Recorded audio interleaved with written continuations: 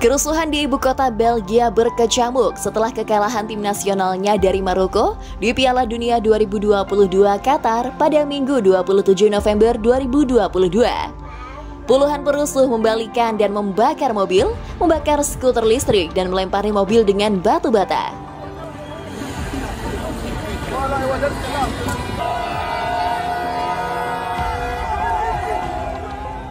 Polisi menutup sebagian pusat kota Brussels, mengerahkan meriam air dan menembakkan gas air mata untuk membubarkan massa.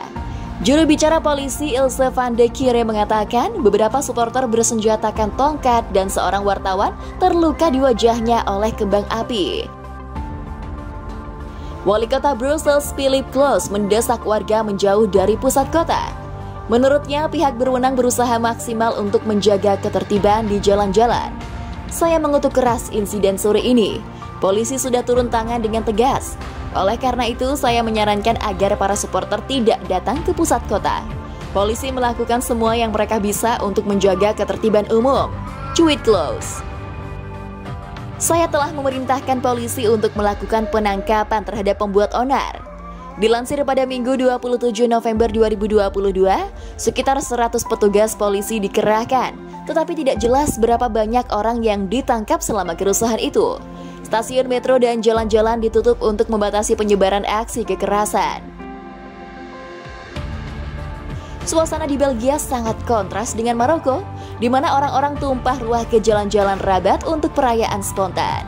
Para supporter dilaporkan menari, menyanyi, dan bahkan mengibarkan bendera Maroko, sementara para pengemudi membunyikan klakson saat melewati jalan.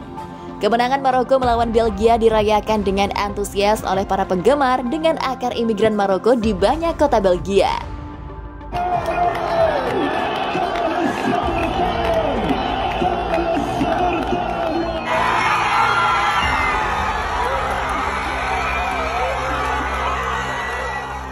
Kontras dengan itu, kekalahan Belgia di Piala Dunia benar-benar mengejutkan pendukungnya, mengingat tim nasionalnya memiliki peringkat kedua di dunia oleh FIFA.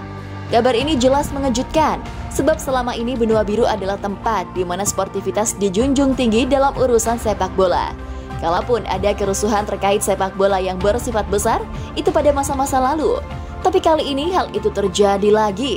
Tentu saja sangat mengherankan. Secara umum ada satu hal yang membuat para supporter marah. Apa itu?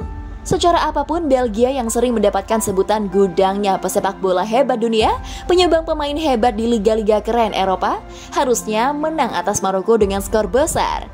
Keberadaan Belgia di ranking kedua FIFA menjadi alasan utama, sehingga haram hukumnya Belgia kalah dari Maroko. Malam itu entah kekuatan apa yang ada pada Maroko. Status underdog justru membuat mereka bermain lepas. Hasilnya, 2 gol yang tak pernah mereka bayangkan bersarang di gawang Courtois, sang penjaga gawang kelas dunia. Tendangan penjuru ajaiblah yang menjadi penyebabnya. Bencana menjadi semakin mengerikan saat injury time Maroko menggandakan kemenangan atas Belgia 2-0. Kemarahan pada supporter menjadi satu kewajaran jika dikaitkan dengan peluang Belgia. Kekalahan ini berarti mempersempit peluang mereka untuk laju ke babak 16 besar. Hitung-hitungannya sangat berat, sebab Belgia harus berhadapan dengan Kroasia, tim penuh kejutan. Nilai 4 yang dikemas oleh Kroasia di grup F masih rawan untuk tergelincir, sehingga dapat dipastikan mereka akan mati-matian menghadapi laga terakhir melawan Belgia. Namun, jika dicermati lebih dalam, kemarahan supporter tersebut terlalu berlebihan. Sebab bagaimanapun juga, peluang itu masih ada. Kedalaman skuad Belgia sangat menjanjikan untuk menghancurkan Kroasia. Motivasi untuk bangkit tentu saja sangat ada, sebab mereka tidak ingin pulang awal ke Belgia, apalagi akan disambut dengan caci maki dan sumpah serapah para supporter mereka. Di sisi lain, Kapten Timnas Belgia Eden Hazard buka suara selepas pertandingan berakhir. Pemain Real Madrid ini juga mengaku sangat kecewa dengan hasil pahit yang mereka raih saat menghadapi Maroko. Kami sangat kecewa. Kami ingin lolos ke babak 16 besar hari ini, tetapi kami bertemu dengan Maroko yang luar biasa, yang pantas mendapatkan pujian.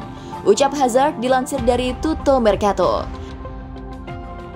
Kami harus memulihkan mental, istirahat, dan memberikan segalanya di pertandingan berikutnya. Tetapi yang terpenting pahami apa yang tidak berhasil hari ini bahkan jika kami tidak memainkan pertandingan yang buruk, tuturnya.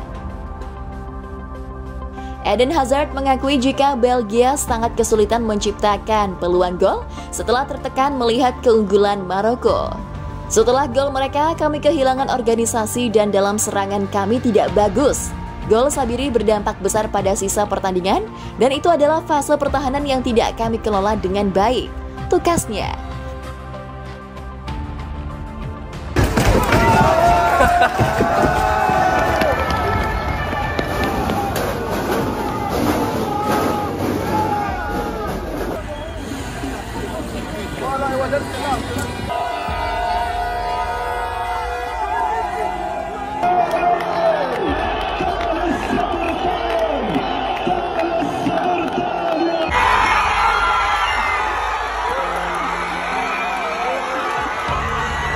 Kontras dengan itu, kekalahan Belgia di Piala Dunia benar-benar mengejutkan pendukungnya, mengingat tim nasionalnya memiliki peringkat kedua di dunia oleh FIFA.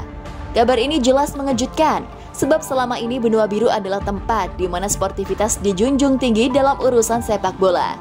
Kalaupun ada kerusuhan terkait sepak bola yang bersifat besar, itu pada masa-masa lalu. Tapi kali ini hal itu terjadi lagi. Tentu saja sangat mengherankan. Secara umum ada satu hal yang membuat para supporter marah. Apa itu? Secara apapun Belgia yang sering mendapatkan sebutan gudangnya pesepak bola hebat dunia, penyumbang pemain hebat di liga-liga keren Eropa, harusnya menang atas Maroko dengan skor besar. Keberadaan Belgia di ranking kedua FIFA menjadi alasan utama, sehingga haram hukumnya Belgia kalah dari Maroko. Malam itu entah kekuatan apa yang ada pada Maroko. Status underdog justru membuat mereka bermain lepas.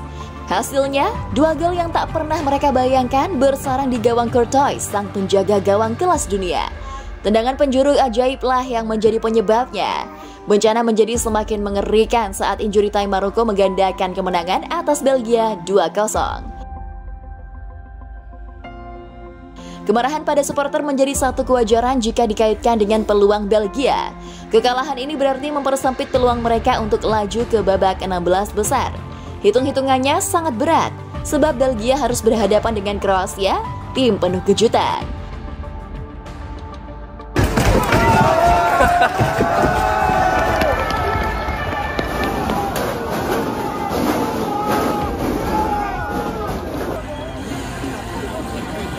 Let's go.